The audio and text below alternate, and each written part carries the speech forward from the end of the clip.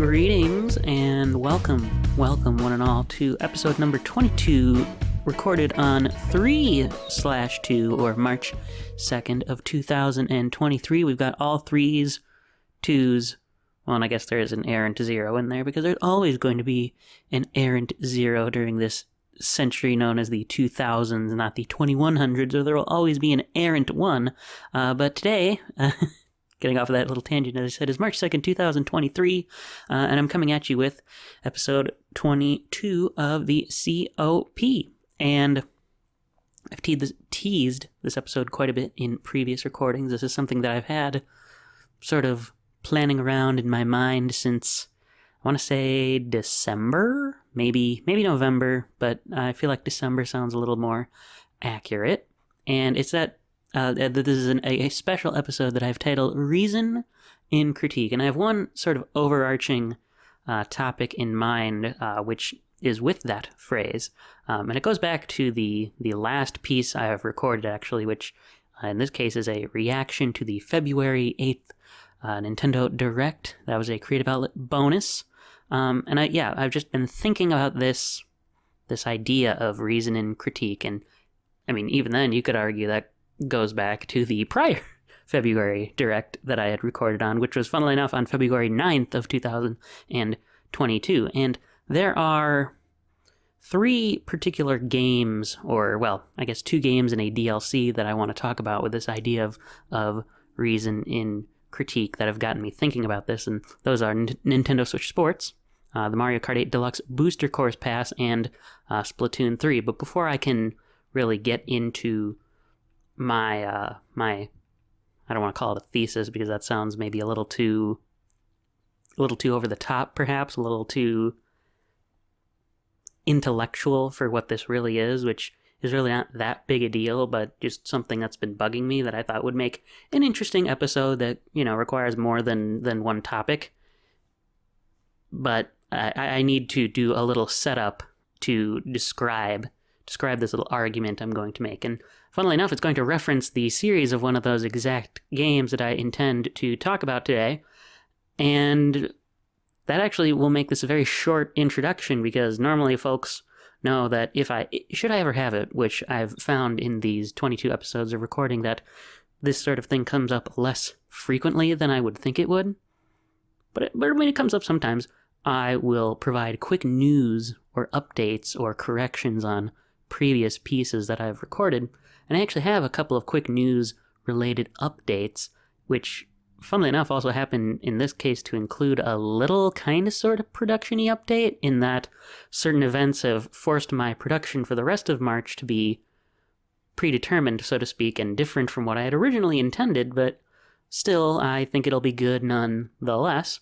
The first piece, and this is not going to be one of the things that affects production, but as I mentioned in the latest Creative Outlet bonus, the February 8th Direct discussion, Metroid Prime Remastered indeed did come out, and it has since been revealed from folks who've completed the game that the original team is not credited in the game. And I talked about this in one of the recent episodes when I was talking about Pac-Man World Repack, and the same thing happened with that game. And I know it's happened before. Those are just the two most recent examples that are in my head about it, but I know this has been a recurring issue with certain remakes, and I don't really have a ton of commentary on this other than, why is it apparently so hard to credit the original folks behind a certain game? Like, I get it, that's a lot more writing you have to do, and, I'm sure writing credits in a game isn't the easiest thing. If making a video game in general isn't an easy thing, I can't imagine that what would seemingly be one of the easiest aspects is that easy of a thing. But, like, you already have to write credits anyway. Is it really that hard, folks who made Metroid Prime Remastered, to credit the original team? Like, really? I feel like this should be a pretty obvious thing, but maybe I'm the crazy one on that. Speaking of another update from that latest Direct podcast I did, even though it was a bonus, but it also got released to audio folks, so I can kind of call it. Well, I guess regardless of this is a podcast. I also talked about, and also this kind of ties in because it has to do with the Bandai Namco remake, I talked about Tales of Symphonia Remastered in there, and I did not realize, apparently I wasn't paying that close of attention, but it was coming out not too long after that direct, and so it's already out. And I referred to it as like, oh, this is going to be another entry in like the good line that Namco has been doing of just remaking their original works or just doing something that's not an anime game. And so I thought it would end up being a good game. So far it has ended up being a not so good game. I have not played it, and it sounds like largely where the issues lie is in the performance, which is certainly not a good thing, but you know, I have to take that L, I have to hold that L, take the egg on my face, so to speak, though based on how Pac-Man World went and how Klonoa, the Fantasy Reverie series came out, and well, Pac-Man Museum Plus was kind of in the middle, I guess, in that it was emulating a lot of games using Unity, which is kind of not necessarily the best. It can be fine, but it isn't entirely always the best choice when it comes to emulating arcade games. There's a whole another video on this that I saw by Psylockhawk that talks about this, and I thought I think he's a better job of describing it. I'm not really interested in going into that here. That'll be a huge tangent, but the point is, Tales of Symphonia didn't end up being looking as good as it could have been, so I have to admit to looking stupid now. And the two other pieces of news that have come out that will be affecting production, and they are both related to Super Mario. So there are going to be two things happening next week, Thursday. Today is indeed Thursday, March 2nd, and next Thursday is March 9th, one day before Mario Day. And there will be two releases of Mario-related content happening on that day. The final trailer for the Super Mario Bros. Movie, and the release of Wave 4 of the Mario Kart 8 Deluxe Booster Course Pass, which, side point on that second one, I don't understand why, and I mean, I guess it has been almost a whole nother month, but if it was just gonna come out a month and a day later, why not just do the trailer, or just release the trailer that released today for the Mario Kart 8 Deluxe Booster Course Pass, showing off all 8 tracks during that February Direct? I mean, come on, Nintendo. So, we know the 8 tracks that are coming. We're going to have Yoshi's Island. We're going to have Amsterdam Drift, Singapore Speedway, and Bangkok Rush. And those are our Mario Kart Tour tracks, though Yoshi's Island is our original track. And then we are going to have Waluigi Stadium, the first of the Mario Kart Double Dash tracks, coming into the Booster Course Pass, which I know some folks are pretty excited for. We're going to have DK Summit, otherwise known as DK's Snowboard Cross for you European folks out there, from Mario Kart Wii, which I know is an exciting track for many. We're going to have, oh my goodness, I didn't pull up the list in front of me, but I've thought of 7 of these. The one that I'm excited for, and the one that I know people are kind of really like bleh about, even though I think that's kind of silly, is DS Mario Circuit, which I understand now that's going to mean there's 4 Mario circuits in Mario Kart 8 Deluxe, but it's another DS track, and kind of an underrated one in my opinion, or at the very least it's an overlooked Mario Kart DS track, so I'm glad to have it back. Plus, I mean, let's be real, the circuit music in Mario Kart DS is really good, and the DS remixes in the Booster Course Pass specifically, in my opinion, have been some of the particularly stronger ones. I'm looking at you, Shroom Ridge. That track turned from completely boring, probably my least favorite, or at least most overlooked Nitro track in Mario Kart DS, to now one of my favorites in Mario Kart 8 Deluxe. And I remember the last one, it is from Mario Kart Super Circuit, it is Riverside Park. So we just got it in the form of Mario Kart Super Circuit on the Game Boy Advance Switch Online with your expansion pack subscription, should you have it, and now we're going to have a brand new version. I guess to give my very brief thoughts on seeing the trailer today, there really is a duality in these tracks that I think was also present in Wave 3, and I'm, of course, talking about the graphics here, and that some of these tracks look really, really good, and some of these other ones look really, really okay. And I think Yoshi's Island, for example, looks really, really, really good, and same for Riverside Park. And then I look at some of the other tracks and think they look kind of okay. And in this case, I'm actually thinking of some of the tour tracks, which is disappointing because I feel like Berlin Byways and London Loop in Wave 3 in particular were looking to be some of the better visual tracks for the Booster Course Pass thus far, and now it seems like there's a bit of a downgrade. But I haven't played them, I haven't actually seen them come out yet, so I can't quite make a judgment on those yet. And to talk about how this relates to a production update, that means that I will be that episode number 23 of the Creative Outlet podcast is going to be something that I've been planning since I missed waves 1 through 3 here, which is going to be a mega review of the tracks up to this point, and now I'm going to have to include wave 4 since it is out. Essentially, you can just think of like what will be the 4 topics being a large review of the Booster Course Pass up to present, and then in the future I will do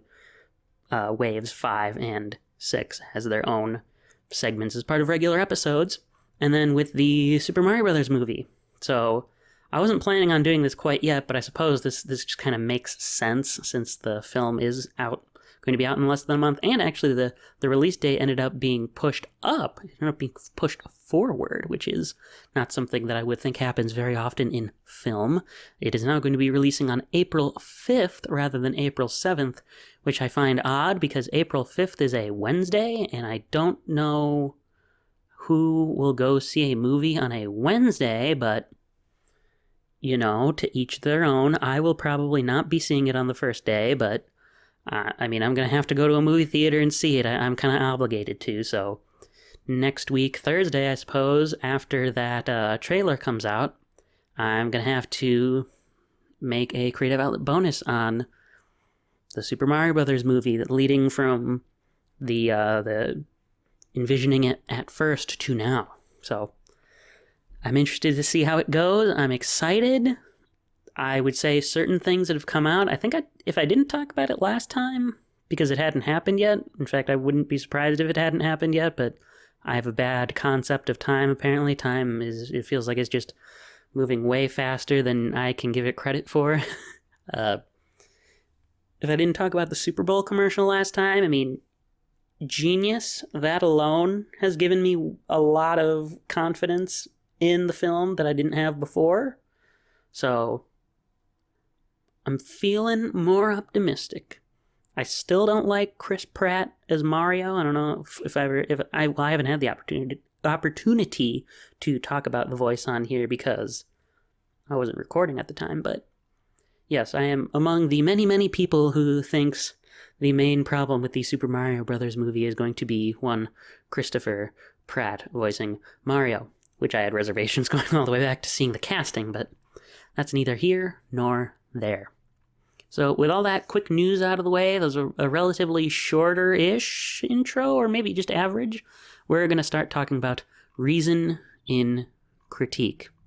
And so the little setup I have here, the thing that I think has been sort of an issue in many first-party Switch releases in recent history is something that I've dubbed the Splatoon model. So I want to consider some of the games that have released on Switch, even ones that were closer to launch. And there's a common thread between them that I think has caused a frequent critique that the games that are being released are unfinished. And I want to make a quick side tangent on that too, which is I am not saying that the games I'm going to bring up are or are not unfinished, or that it is illegitimate to claim the opposite of what I would claim for each individual title. So, I'm going to call some here, in my eyes, unfinished, but it's totally legitimate for somebody else to look at that and call it finished. Okay, so I want to make that super clear. And, even though this is a much more commonly held opinion now I've noticed. One of the first that I'm aware of to have talked about being quote-unquote unfinished, in my opinion, is Animal Crossing New Horizons. I famously, even going back to June, well, I say famously as if this actually got me any fame, but I remember being one of the first few out there who like prominently would say that the game was unfinished. And that doesn't mean it actually wasn't finished, but what I mean when I say Animal Crossing New Horizons is an unfinished game is that the way it was structured, the content that was only included in Animal Crossing New Horizons at launch made it feel that way to me. So, some other games that I think have been thought to be considered unfinished would be Kirby Star Allies, and the two most recent Mario sports titles being Mario Tennis Aces and Mario Golf Super Rush, and of course, two more pieces that are going to be the main subject matter of today, Nintendo Switch Sports and the Mario Kart 8 Booster, Mario Kart 8 Deluxe, if I could include the full title, Booster Course Pass. Some see those two pieces of media, I guess I have to call them, since one is a downloadable content, but I digress. They're seen as being unfinished. My verbiage is a little off today. I'm not sure if I'm just tired, which would make sense because I've been up for a very long time, but that's neither here nor there right now. And to no one's surprise, when it comes to me calling certain games unfinished or not, I have to say that all these examples are unique and different, and I would not be comfortable labeling all of them as unfinished or not. There's also probably some other games that would fit this description that I'm forgetting of at the moment, but as far as I'm concerned, Switch Sports, Mario Tennis Aces, Mario Golf Super Rush, the Booster Course Pass, Kirby Star Allies, and Animal Crossing New Horizons, those to me are like the six major players in this sort of issue. And you might be asking yourself right now, okay, well, Brandon, how does this come back to Splatoon? And it's because, to me, the common thread among these games is that they all use the same, or at least a similar format of content updates, like Splatoon did. And that goes as far back as the original Splatoon in 2015. The idea was that rather than release all the content with the game at once, the way that the content has been structured for Splatoon, Splatoon 2, and now 3 is that additional weapons, stages, and modes would be added in updates frequently. So every few weeks, a couple new weapons would be added to the game. And every few instances of those updates out there, you'd also get a stage that would be playable in Turf War and ranked battles. And then even less frequently, you would also get then new ranked battle modes added to the game. So, and Splatoon 2 and 3 also have some of their own unique additions, like there's this Big Run thing in Salmon Run in Splatoon 3. I don't own Splatoon 3. I don't really care about Splatoon 3, so I've not kept up with pretty much anything about that. So I apologize if I come off as uninformed. It is simply because I am. But I think generally you get the idea here. The point is, these were all games that were released light on content, but with constant updates that are supposed to keep players incentivized to stick with the game. And this same model, I would argue, is applied to those other games that I mentioned to differing degrees of success.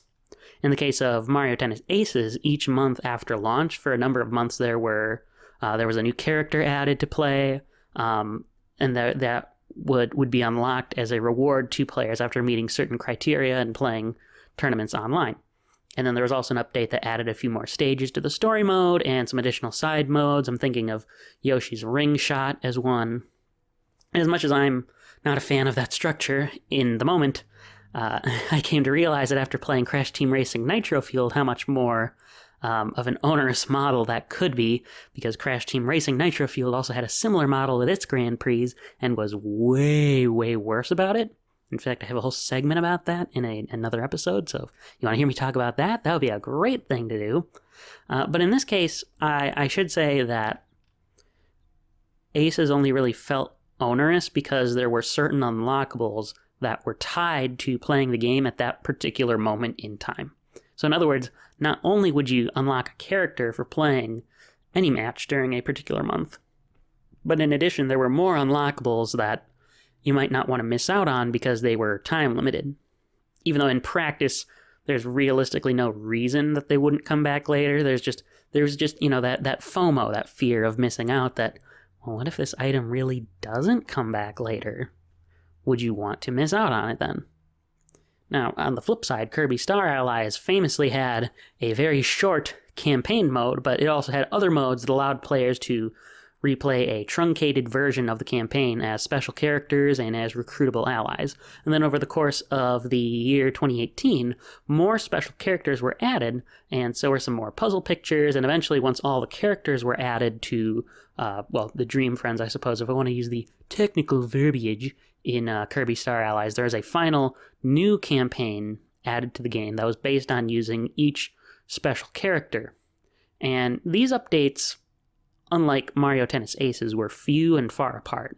If I recall, there was only 3, and each one added a handful of Dream Friends to the game. I think it was 3 each, except the last one added 4 in addition to the campaign mode. And I should also say that part of my ambivalence toward these Kirby updates, rather than the ire that other people had toward it, is simply because I don't really mind having short games, even if they do cost me $60. And don't get me wrong on this, I would agree with the sentiment that Kirby Star Allies should have been a more budget-priced title. I'm thinking in the $30 to $40 range because of how light it was on content.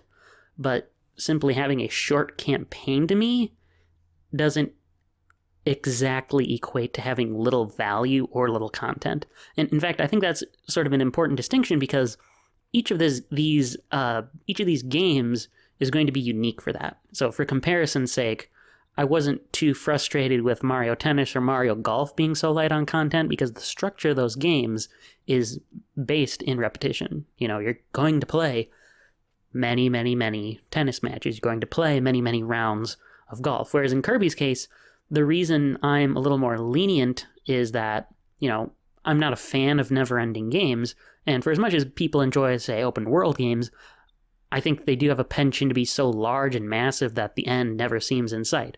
Whereas Kirby Star Allies, I think it could have benefited from being a $30, $40, maybe even $50 title, as opposed to the $60 game it was at launch. It had the benefit to me that there was a clear end in sight, and that the adventure, even though it was short, it was still, packed in along the way. It wasn't like I was just aimlessly going along.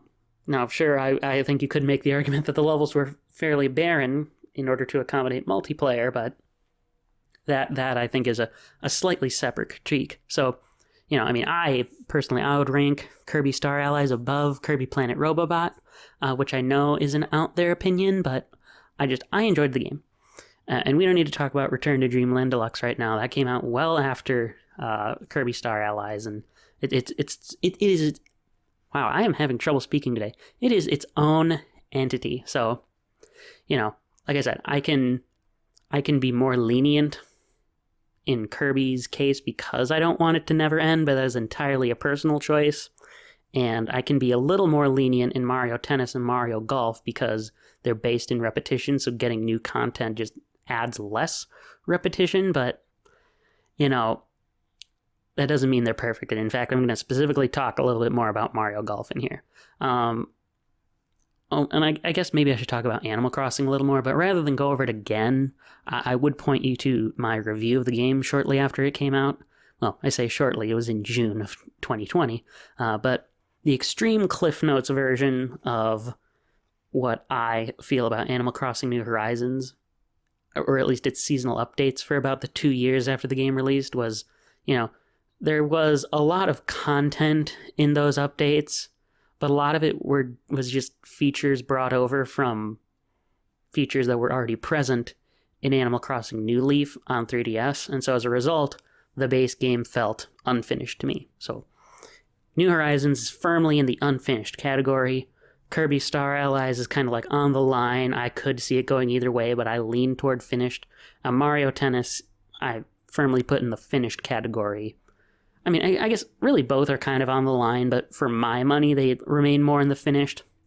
And then when it pertains to Mario Golf, I thought it was going to follow even more closely in its tennis counterpart, but instead, Mario Golf received far fewer updates. In fact, the same amount that Kirby Star Allies got, but instead, so it got a lot more content at one time in that sense, because you were talking like 2 or 3 characters at a time in a full course, or maybe 2 or 3 courses in a given update. But, there were some more specifics to it, but the broad content was just characters and courses, right? And I guess, maybe I should take a moment then to explain these sports games in a little bit more detail, because my problem with them, is that they are both light on content, but Mario Tennis did a good job of addressing that in its updates, whereas Mario Golf did not. So, Mario Golf Super Rush is missing more things to do than Mario Tennis Aces does in the end. And in fairness, that isn't a huge deal to me, because in Mario Golf games in the past, I would pretty much just mostly spend my time playing stroke play or match play or a form of basic golf, so the lack of modes in a vacuum isn't really a big deal to me, as it was to others, but I would rather have lived in the world where Mario Golf Super Rush got ring mode back and go-go gates, which is an advanced tour thing only, and, just more modes like what Mario Tennis Aces got, and a more similar play structure to the older games with fewer courses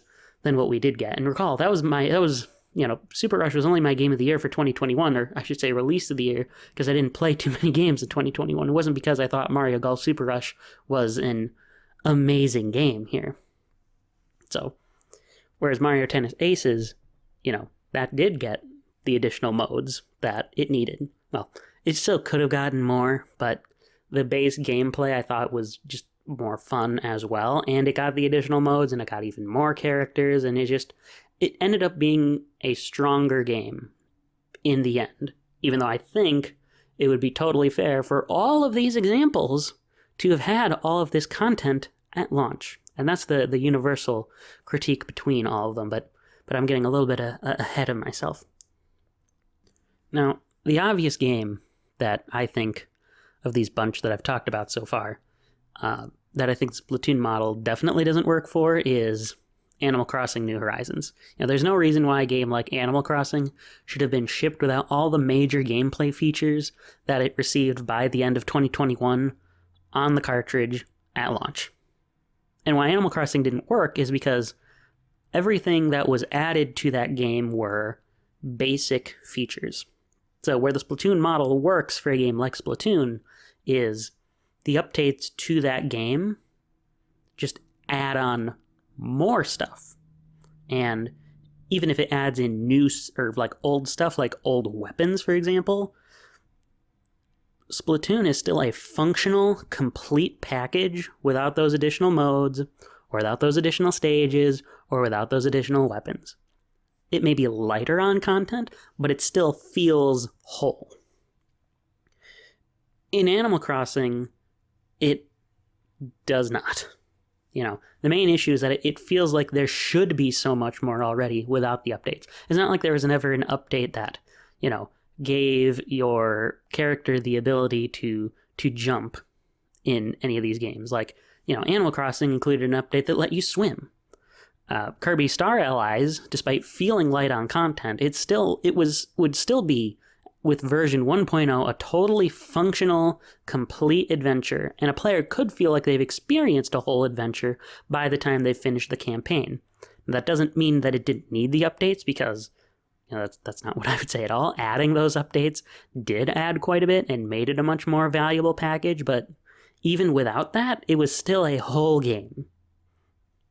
I think if the game were still in its base state, I would probably still like it more than Planet Robobot, personally, because there's just something about Planet Robobot that doesn't gel with me, but, it would still feel like a much, much lesser game, which I guess even today with the new content, I would still rate it third in this bunch.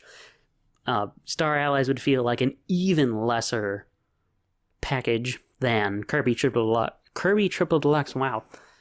Again, with the whole I am struggling to speak today. and Kirby's Return to Dreamland. So overall ranking for those is Triple Deluxe, Return to Dreamland, Star Allies, Planet Robobot for me.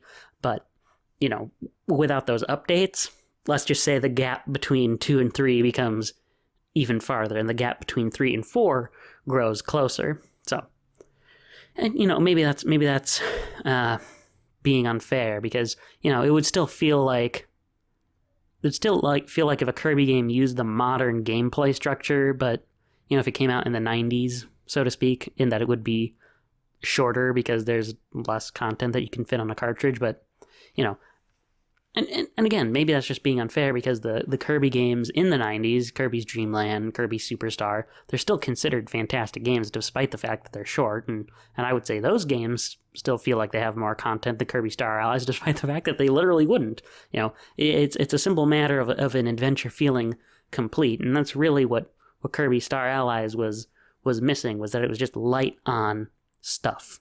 That's the way that it feels unfinished. It feels unfinished in the sense that it's light on stuff, as opposed to feeling unfinished because it's missing stuff, if that makes sense. I don't know if it really makes sense. Maybe some people could look at it as a distinction without a difference, but I think there is a true distinction there. And so, you know, with the update, Star Allies feels complete to me, but I don't think it should have been necessary to have those. It just wasn't as detrimental. I feel like maybe I'm getting to the really clear way of saying this now, is that we need to look at, are these updates detrimental because it feels like there's content missing, or do these updates not be as detrimental because they weren't necessary, but they make the package be a lot closer to what it really should be in practice? Anyway, on Mario Tennis and Mario Golf, I think these are two very different ways as far as how I feel about them, but I also generally have the same review of them regarding this Splatoon model issue. You know, I like Mario Tennis Aces a lot more than I like Mario Golf Super Rush, which, you know, already is kind of upsetting, because I like the sport of golf way better than I like the sport of tennis in real life. But I think the Splatoon model wasn't nearly as much of a detriment to these games compared to Animal Crossing New Horizons and Kirby Star Allies, because, well, and that's not to say there's no issue with this model. In fact, I guess that brings me to what I consider to be the universal issue with them, which is that, well, like the long-term universal issue, which is that these games will be incomplete, you know, if people can't download the updates. But, and I guess granted, that's a problem with the games industry as a whole right now, but, you know. Anyway, side tangent on that. None of these games are bad, but if somebody picks up Mario Tennis and they haven't downloaded the updates, or they can't do it, it's not going to be nearly as good, even though I don't see that as entirely detrimental. It's just still a bad thing that people are going to experience that. Whereas if you don't have the updates and experience all that for Animal Crossing New Horizons, that's way more detrimental to it as an experience, because you're missing content that's around the structure of the game, as opposed to, oh, I have more characters that I can play as. And Kirby's kind of in the middle, because on the one hand, it's the same thing. Oh, I'm missing out on more characters to play as, but also I'm missing an entire third campaign that would be really nice to play. So, you know, that, I guess that's something I also thought about, but that I can lay out my thoughts in another time, is like, what should be a policy to combat the upcoming, like, DLC/update problem that gaming has. But let's save that for another time. I could see myself going on long enough with just this. And these critiques when it comes to the Splatoon model bring me to two cases of imperfect content: Nintendo Switch Sports and the Mario Kart 8 Deluxe Booster Course Pass. And I want to open on the Booster Course Pass. So I'm kind of glad now that I get to record this, now that the fourth wave of tracks is imminently releasing, because I think the discourse surrounding this product, I guess is the word I'll use for it now, it's gotten a lot better over time, which is to say, I think it's gotten a lot more reasonable, because people have started to realize that the Booster Course Pass is kind of like a compromise product. And what do I mean by that? Well, when the Booster Course Pass was announced last February, the reactions to it were pretty much polarized to either people were absolutely aghast and angry and just against it because they wanted Mario Kart 9. And to be clear, I completely empathize with that position. If I could live in the world where Mario Kart 9 existed instead of Mario Kart 8 Deluxe, yeah, I would pick that world pretty much 100% of the time. I think there will be trade-offs in that world. The biggest one being, I don't think that ARMS would have ever existed in this hypothetical world, which is upsetting to me too.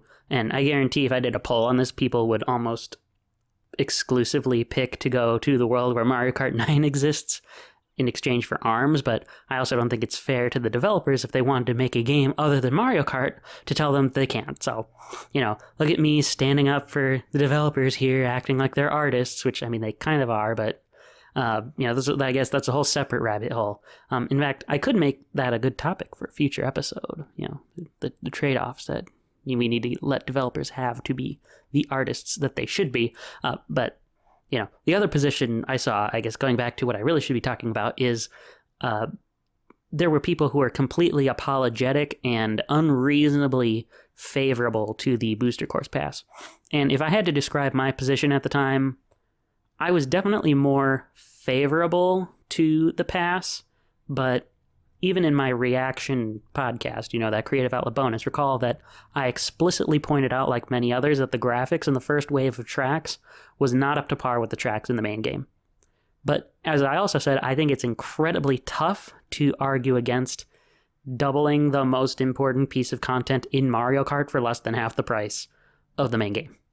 I want to give a huge shout out again to the Psylocke Hawk reviews of these first few waves of tracks, because I think these reviews have been like a perfect critique of the track, specifically because, like, with the first one too, that one I think was the strongest one. Not that the second and third reviews have been bad, but I think the first one really similarly got at this reason and critique idea that I've been pondering here. It was balanced in that the way that I think the discourse has been shifting over time.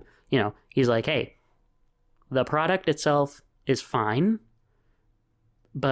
and the complainers and the apologists are both ridiculous. And that's those positions seem to be going away, but I also think it might still be shifted too much in favor of the apologists side as opposed to the complainers side. Which, granted, what I'm saying here is I really would prefer that neither around, but I think the complainers, so to speak, have become a little bit more reasonable, whereas the apologists are just still out there and being over the top. So, apologists need to come back down to earth, but I guess I would rather live in the world where there are too many apologists and there are too many unreasonable complainers, because at least the unreasonable apologists can be much more easily laughed off as crazy, whereas the unreasonable complainers will just continue arguing and arguing and arguing. But again, I digress. The way I would describe the discourse now regarding the Booster Course Pass is sort of like that, and it's that the tracks are fun because Mario Kart 8 is fun, but there's a noticeable step down in graphical fidelity, and that's a severe detriment to the Booster Course Pass as a product, especially when, there's an entire separate page of 48 more courses that look way better. And thinking back to the original first wave of tracks, included features that were distinctly lacking in Wave 1, but also starting to get included more in Wave 2, and even more so in 3. And I'm of course talking about like how Wave 1 had no anti-gravity sections in tracks, and it had no underwater sections, and like a handful of flying sections, whereas Waves 2 and 3 do have all three of those, but and the graphics have seen an improvement, but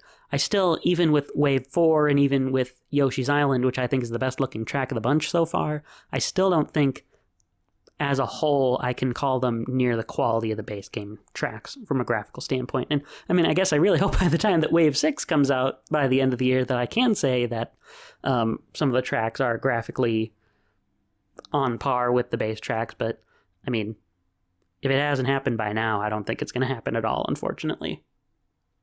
And I suppose I should finally address what I mean when I say that the Booster Course Pass is a compromise product.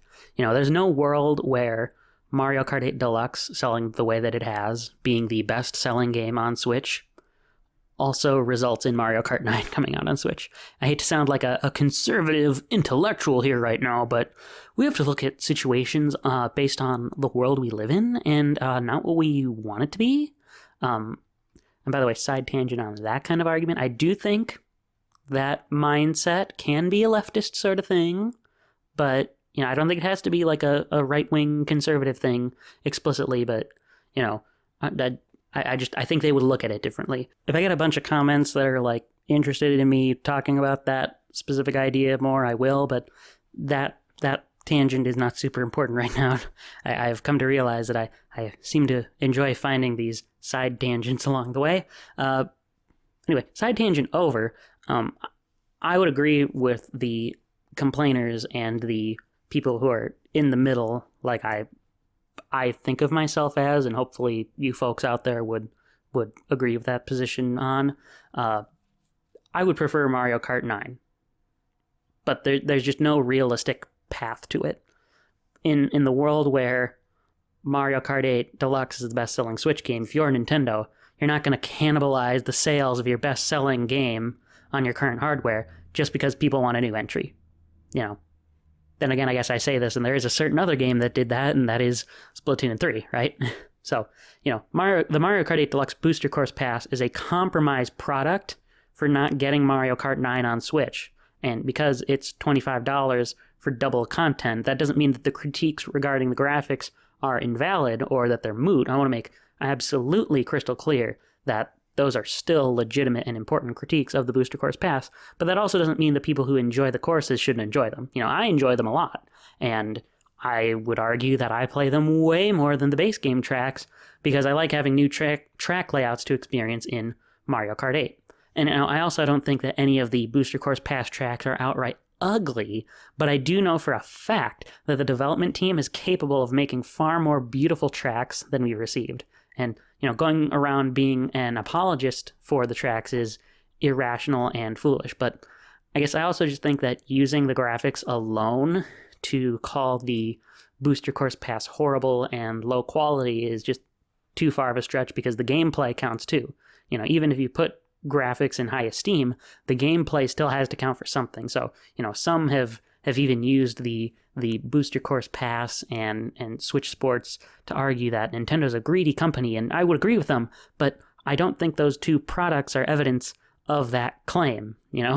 It's because they're a multi-billion-dollar corporation. That alone is evidence. They're a big business. That's kind of the point. They need to make money in as quick and efficient and cheap of a way as possible. So, I guess I wouldn't say that these products that people have been disappointed with in the last year don't go against that narrative that they're a greedy company, but, I consider these products not being up to snuff with earlier standards as its own problem. I think of other things. I think of the eShop's lack of return policies, or not return, but like a refund. That's more what I'm looking for, the lack of a refund policy, or the fact that being a tech company, Nintendo needs to get chips, and a lot of times the minerals used for those chips come from Chinese slave labor. If you don't believe me, I've kept that article where it talks about that bookmarked for a reason. So, this has happened, and I guess you could argue it's kind of outside of their control, but it's also kind of not. But, as much as I would love for there to be a thing like the common man's small business game console, I can't say that's going to exist. So, that's the long and short of it here. The Splatoon model works more for the Mario Kart 8 Deluxe Booster Course Pass because A, it's DLC, so it doesn't need to be released all at once. It's a common practice for DLC, and the fact, though, that it hasn't improved over time has been a problem. So there's reason in critiquing it here. There's a legitimate middle ground to go here that the complainers don't see and the apologists don't see. But I think the complainers, as a result of being critical, end up being more rational and have come closer to the middle, which is what I think is the reasonable position regarding this product, that it's an okay product, it's an okay to good product, and, we can't, let our judgment be clouded because we would rather have an obviously better product when looking at the situation as it exists, looking at the fact that Mario Kart 8 Deluxe is the best-selling Switch game, there would be no path to Mario Kart 9 in that case. I guarantee there's a path to Mario Kart 9 on whatever the Switch's successor is, though. Like, that's just gonna happen. But, now that I've brought it up somewhere here along the way, let's talk about Switch Sports. And if I had to give this sort of a TLDR, the summary of how Nintendo Switch Sports has been viewed online, I'd have to describe it as kind of over-analytical. And I say this as the person who is himself very over-analytical. I mean, I've been going on for 47 minutes just for my raw recording here over time, but, frankly, I'm not sure where I really want to start my critique of the discourse surrounding Nintendo Switch Sports, so I think maybe chronologically might be the best option.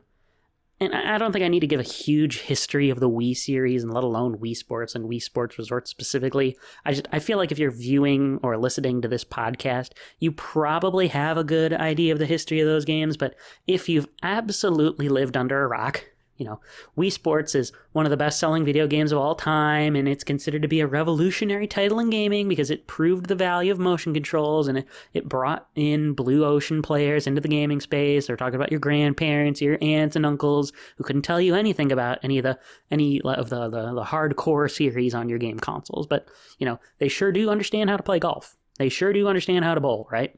Wii Sports Resort was the sequel to that game. That was the first title to utilize the Wii's Motion Plus accessory that added gyro support to the Wii Remote, and so then that allowed the controls to be more precise. Now, where the original Wii Sports had 5 sports included, Wii Sports Resort had 16, and that included a whole bunch of sub-modes within those sports. And then there were a whole bunch of other titles in the Wii series, and that includes Wii Sports Club on Wii U, but not just a glorified remake of the original Wii Sports, and I still want to get it for my collection, but I don't want to act like it's anything bigger than what it is. So I also want to point out, actually, there are videos before Switch Sports was revealed, I should say, to use the proper grammar, where people specifically wanted a game like it. They specifically wanted a game like Switch Sports, down to the name Nintendo Switch Sports.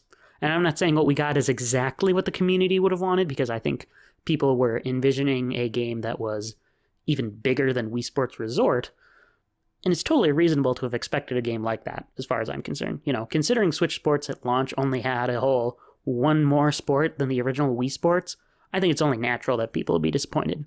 And that leads us to earlier a year ago at this point, when Switch Sports was announced. And much like the Booster Course Pass, I would describe the reaction to Nintendo Switch Sports as mixed. And I was very much there too. Of course, I was excited that there was a new entry in the Wii series, right? Even though it didn't use the Wii name. And in my own headcanon with games like Switch Sports and Clubhouse games, it's almost become like a subgenre of games on Switch. It's like the DS and the Wii are their own subgenre on Switch. It's kind of interesting in that sense. And obviously, being somebody who grew up with that particular handheld and that particular home console, the fact that this era is already being harkened back to, that alone was exciting for me. And, the fact that online play was also a major piece of the puzzle was also exciting to me, because when I grew up, and I talked about this when I declared Switch Sports as my 2022 release of the year, I had to play a lot of games like Wii Sports, like Mario Kart DS, various Mario parties, and, just other games with multiplayer content by myself. And I mean, sure, I could go online with games like Mario Kart Wii, but by and large, games that should have had online compatibility just didn't. And, even though it's been long overdue to me, it's still exciting to see games like Mario Party Superstars have full online games of Mario Party, because it fulfills a desire I've had for years. And I understand that with things like the Dolphin emulator, for example, I could have experienced something like that years ago, more than likely, or if I used something like Wiimmfi, that's WIIMMMFII, if my pronunciation wasn't clear enough. And, I could have continued playing some of those games that were online compatible today through things like that. But, I didn't back then, right? I didn't get to play those games online the way that they were designed for those systems. And even today, and back then too, I would not say I necessarily have the technical know-how to pull off using some of these. I guess I'm also just a large stickler for using the original hardware too. So even though rationally it just makes sense, for example, to use Dolphin to play GameCube and Wii games, I don't have any desire to do so because I'd rather play the games to the official means. And maybe that just makes me a rube, but I can't envision a lot of scenarios where I would want to have Dolphin. Like I can think of a few. I've been playing a ton of Fortune Street recently. Well, I should say I got off a big Fortune Street kick recently, and I've seen that there are some modifications for the game. And to me, that's a way more interesting reason to have Dolphin than just having a prettier version of a game. So, I guess I want to leave that door open and just say I don't think that Dolphin or Wiimmfi or any of that stuff is dumb. I just don't think that being able to play games that I already own when I could play them the official way is the reason that I would want to use them. And for me, just having online play in a Wii series title that was going to have a large audience when it comes to Switch Sports, that would have been enough to sell me on that game. I mean, remember in the before times, in late 2020 when Super Mario 3D World plus Bowser's Fury was revealed, and it was said to have online multiplayer, and I said that would be the thing that would sell me on the game, and it didn't actually have it in the way that I would have needed it. That's essentially what I was thinking with Switch Sports. As long as it was effectively a Wii Sports game that I could play online with randos, I'd be totally happy, because that would fulfill a dream that I'd wanted, and that's what I got. I mean, that's what I talked about a large amount in calling it my game of the year. And I was still glad that there were new sports being added to the game. We're talking about volleyball, we're talking about soccer, we're talking about badminton. But certainly the area that I was the most cautious in when it came to Switch Sports, and I think the first thing that made people wary of Switch Sports in general, was the art design. Simply put, when people expected that a Wii series game would continue on, that would also mean it would continue to use Mii's and the same art style established in all prior Wii series games. And instead we got these new characters with new body proportions, and people didn't really like the look. And look, recall, even in my reaction Creative Outlet bonus, as I was watching the Direct, I wasn't sold on the idea of having these new avatars instead of the Mii's. But as soon as we had the volleyball demo and I saw you could play as your Mii, I was fine. If I didn't want to utilize the new characters, these new sports mates as they're dubbed, I didn't have to. And that's all that really mattered when it came to the art design for me. The rest of the world did not really matter as much. But I recognize that I'm in the minority of that position. Now, for as much grief as I gave this particular game, and I've still not interacted with this feature, I haven't used terraforming in Animal Crossing New Horizons. I'm kind of disgusted by it, which again I realize is I'm being a little overdramatic for the sake of description here, but I don't think it's a feature. I think it's a feature that kind of goes against the ethos of Animal Crossing, in my opinion. And I think if people had such a disgust with these new characters in that same way that I feel about terraforming, that seeing that Mii's were still an option turns that complaint from valid to being totally overhyped. In the same way that I can simultaneously think that terraforming and the extreme level of customization that Animal Crossing New Horizons has goes against the identity of Animal Crossing, I can agree with people that, having entities other than Mii's as avatars in a Wii series title goes against the identity of a Wii series game. You know, I can see that argument. But I would contend that those issues aren't on the same level because one's a character design, the other is a full gameplay mechanic, and but I can see people, you know, feeling as strongly about this character design as I feel about this gameplay mechanic, even if I disagree with them, right? And to this day, I still use my Mii character in Switch Sports because I think that your Mii being the avatar is such an important component of a Wii series game. But I also don't think that these character designs, even if I agree they're not as expressive and more generic, are so offensively boring as to be an illegitimate option. And, though this is anecdotal evidence for the most part, in my experience playing online, most players have a sports made as their avatar. In other words, I think the artistic complaints surrounding Nintendo Switch Sports and some of the graphical complaints are they're a very online phenomenon. And I get frustrated at things like that because I think it causes gaming to continue to be looked at as like a silly pastime. You know, if I had to explain the critique that people have regarding the art for Switch Sports to, say, my parents, they would be, at best, totally confused about why people care so much, and at worst, they'd be completely dismissive of those people. And that, I think, just kind of gets to a good rule of thumb when it comes to critique, especially when it comes to games. Can you explain your critique of a game to normies without them being confused or dismissive? Or, you know, another way of thinking about it is like, is this critique intuitive to average people? If I explain to my parents that I don't think Switch Sports is as good of a game as Wii Sports Resort because it has fewer than half of the sports as Wii Sports Resort, I think they would clearly agree with me because that's a very obvious, clear, intuitive critique that doesn't need explaining. 16 sports with multiple submodes is better than 7.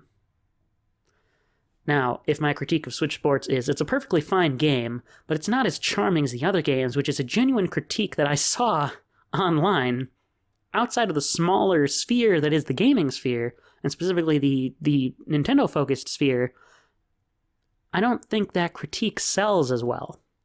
And if anything, the sales of Switch Sports are evidence of that. You know, that doesn't mean that's an illegitimate critique, and that doesn't mean that sales mean everything, but I don't think charm is the real issue with the game. The real issue with the game is, you know, it's, 12, 13 years on, maybe even 14 years on from when Wii Sports Resort came out, and the true sequel that most people got to experience had less than half the content. And that's a totally fair critique. Now, you can still have fun with it. I had a lot of fun with it, and that's why I still enjoy it a lot.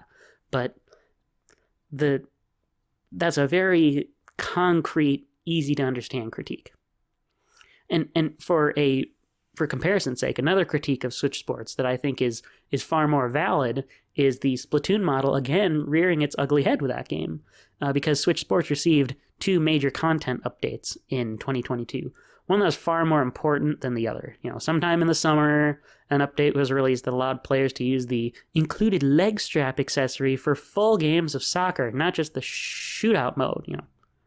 Whoop-de-doo. I don't think that update is particularly offensive.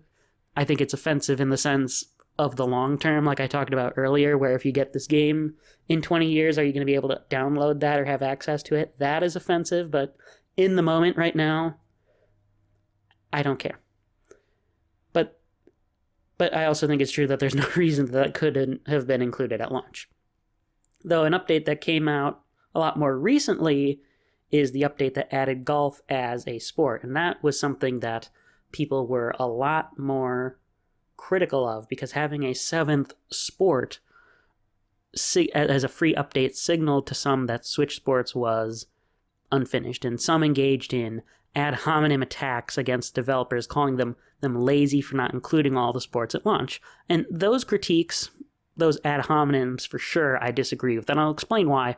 But I also do have a separate critique that I still think makes the choice to not include golf at launch a poor choice. You know, going back to my discussion of the Splatoon model, I think in a game like Switch Sports, the Splatoon model is way more compatible with it because without golf, all 6 of the other sports are complete. They're still fun to play. I can still, bowl just fine without having golf in the game. And, I think the soccer leg strap update for comparison should have been there at launch for sure, because without it, at least as an option, that does mean that soccer as a sport was unfinished. But where some people were critical of the golf update as an idea because it means the game was unfinished, like I said, I can still play the rest of the game without having golf as an option. Compare that to Animal Crossing again, where I know from past games I can do more stuff, and the point of the updates is to add the ability to do that past stuff. In a vacuum, that might not sound so different from Switch Sports, considering that golf was in all prior Wii Sports games at launch, but I still think it's different because Animal Crossing is, I would describe it as a single-play experience, by which I mean there's only one form of gameplay that permeates throughout the whole game, and Switch Sports is an entirely segmented gameplay experience. Like I said, I can enjoy bowling without golf. I can enjoy tennis without golf. I can enjoy any other sport without golf. Now, does that mean that golf should not have been included at launch as it was? No.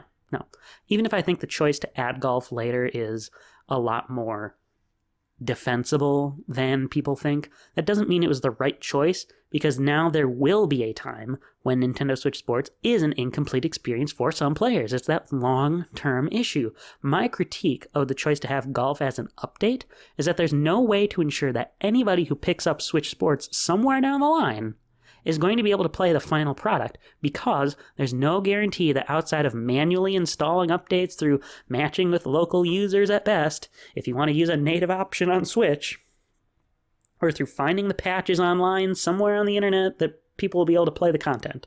And that's assuming that, you'll be able to download the patches somewhere on the internet and find out how to install it to your Switch and that it would work, right?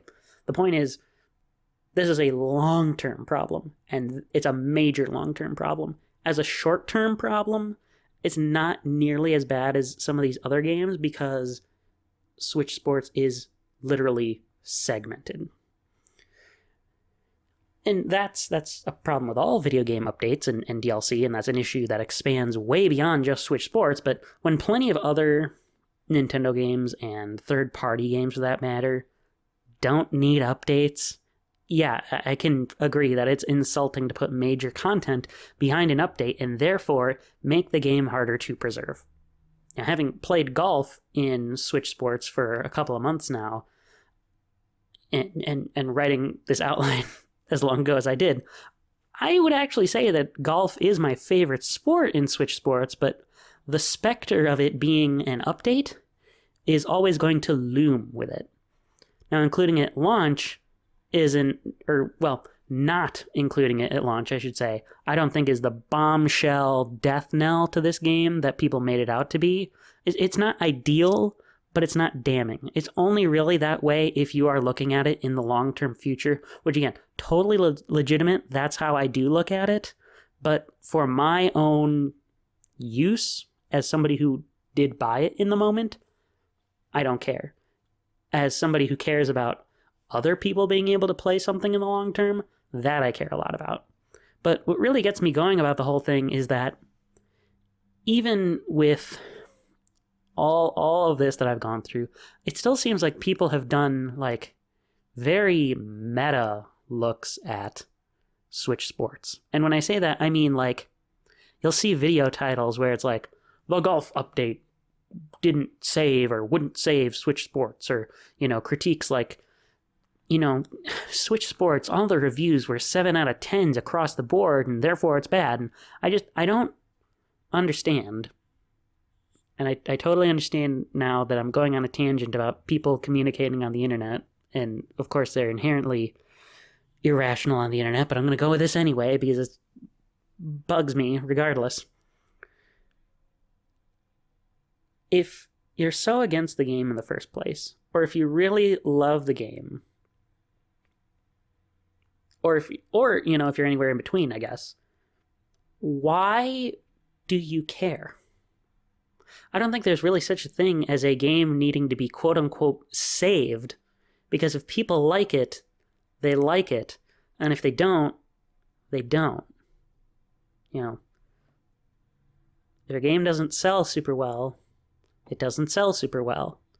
Sure, if you're talking about a smaller developer, there's the cost of jobs, and but I think that's a whole separate issue than what people are thinking of when they're talking about saving a game. And even then, I don't know exactly what people mean when they say Switch Sports needs to be saved. My initial assumption would be that it means that like the online play community is going to dry up, but even if it like at random times well after the game launched, like I'm still able to get regular games in any sport, not just in golf. Like the idea of saving the game, like if it means to improve its standing with the online gaming community, and I'm not saying like online players, I'm saying like just people on the internet, like of course an update of one sport isn't going to do that, but just like thinking about my point of critiques being intuitive, I don't think there's a reason to an average person to care about saving of a video game. You know what I mean? And I'm not saying that people can't make reviews or like that they can't share thoughts that would only apply to a smaller community, but like when you're using such strong verbiage in the moment, like saying that this video game can't be saved, like it makes it seem like it's something existential. And, this isn't like 20 years after the fact, right? Where someone's making a video about the sad story of Switch Sports and how it couldn't be saved. This is a video in the moment. A video, like, in the future, I envision that being something for the smaller, like, niche viewer that really cared about Switch Sports back in the day. But describing something happening right now as saving or not saving a game just seems, like, stupidly existential.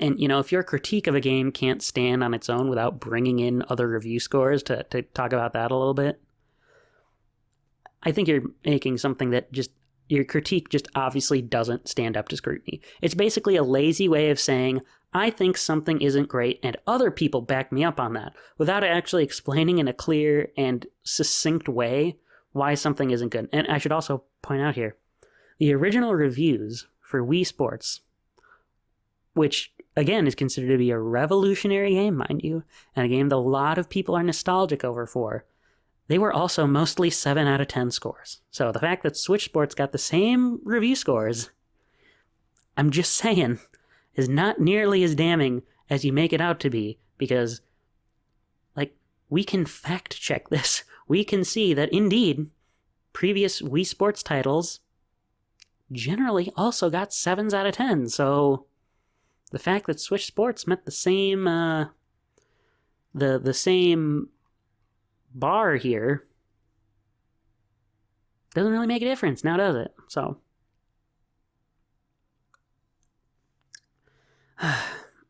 anyway, those are my thoughts on reason in critique. I could go on more. I really do have one other thing I would want to talk about, but I think I want to save it for another time. Perhaps a year after this game has come out to reevaluate if I would be interested in playing it. And I'm again referring to Splatoon 3, but I think you folks, wow, I really need to stop recording. Whew. I'm having trouble speaking today. I think you folks get the idea. For whatever reason, from the years 2021 to 2023, I think there's been a distinct lack of reason in critique. And I know it's always been generally not that great on the internet, but these examples have stuck out to me as like just unreasonable critiques, specifically Switch Sports and the Mario Kart 8 Deluxe Booster Course Pass. And this is from a negative perspective. I think I think I could have a sort of sequel to this in talking about reasoning, critique, and over positivity, talking more about those apologists when it comes to certain products that I've seen being overpraised, in my opinion. Things like Bowser's Fury or Return to Dreamland Deluxe recently, or what's another good one? Or Splatoon 3, as I just talked about. I think I just maybe I am irrationally against that game, but that's where I want to end it off today. I want to thank you folks for listening in to my hopefully coherent and understandable arguments. I suspect that if this would really get out to a lot of people, there would be a lot of vehement disagreement with me, and that's okay. You know, I'm an adult. I'll live. I don't really care if people disagree with me on this. I just care if you can kind of sort of see where I'm coming from with this sort of thing. So I invite you all to engage in that sort of way. If you like this, like it. If you dislike it, I mean, I can't track it now, so I'd have no idea how many people dislike it. But if you don't like it, you don't. If you want to respond to me, you'll leave a comment, or better yet, send me a voice message at anchor.fm/THECOP, and I'll get back to you on that in a future episode. And be prepared for the next few episodes. We got some prepared episodes, so to speak. I got a movie to start thinking about, and I have some DLC that I talked about for quite a bit in this episode to talk about in more detail in the coming weeks. And hopefully that will get out soon. Fun fact, I will be actually traveling in a couple of weeks here, so I don't know, based on how long it took me to get out the last two pieces I did, how soon this will come out, but it's on my to-do list. It will happen. I mean, I need to record those two other things too as they come out, so I hope I can maintain my goal. I know I didn't exactly, considering I had stuff coming out on February 2nd, and now I haven't had stuff come out again until March 3rd, because I have those two episodes scheduled for tomorrow from when I'm recording this, but you know, it is what it is. And hey, look, I only did an hour and like 15 minutes or so I did a lot better this time at keeping myself to making sure I'm under 2 hours. This might be a little bit much of an overcorrection, but I'm not complaining right now. So with that, folks, this has been Brandon Pudwill of the Creative Outlet Podcast. I will see you folks in episode 23, where we discuss my the lead up to and the wow, I really can't speak again. The lead up to and my reactions to the final trailer for the Super Mario Brothers movie. Thank you very much for listening in, and have fun until then. Bye-bye.